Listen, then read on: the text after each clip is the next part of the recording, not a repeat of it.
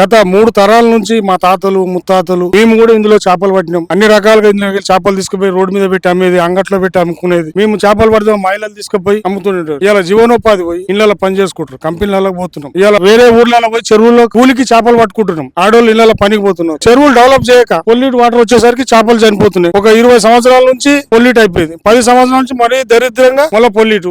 ఎవ్వరు ఎన్ని అప్లికేషన్లు పెట్టినా ఏది చేసినా ఎవరు పట్టించుకునే నాదుడు లేడు. ఉన్న చెరువును కూడిపేసారు.